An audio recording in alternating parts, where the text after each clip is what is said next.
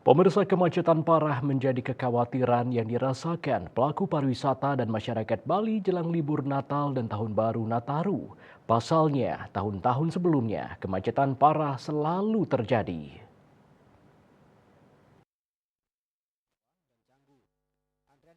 Ketua GIPI Bali Ide Bagus Agung Partaadnyana Selasa 10 Desember dilansir dari kantor berita Antara mengungkapkan untuk mencegah kemacetan parah saat libur Nataru tahun ini, pelaku pariwisata Bali yang tergabung dalam Gabungan Industri Pariwisata Indonesia GIPI Bali mengusulkan adanya pembatasan kendaraan dengan plat luar Pulau Dewata non-Deka khususnya saat periode libur Natal dan Tahun Baru 2025.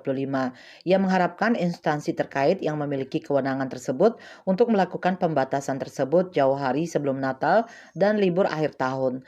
Pelaku pariwisata itu mengharapkan upaya tersebut sebagai salah satu solusi memecah kemacetan lalu lintas yang sempat terjadi pada 29 Desember 2023 di kawasan Tol Bali Mandara area pintu keluar Gerbang Ngurah Rai dan jalur keluar Bandara Ngurah Rai.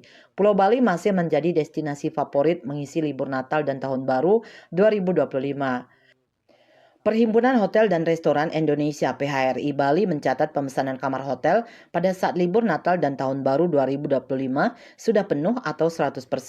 Adapun hotel anggota PHRI Bali mencapai sekitar 400 hotel dengan jumlah kamar mencapai 160.000 unit kamar. Badan Pusat Statistik BPS Provinsi Bali mencatat jumlah wisatawan asing berkunjung di Bali pada Januari-Oktober 2024 mencapai 5,3 juta orang dengan 10 besar wisatawan berasal dari Australia, India, Cina, Inggris, Korea Selatan, Prancis, Amerika Serikat, Malaysia, Jerman, dan Singapura.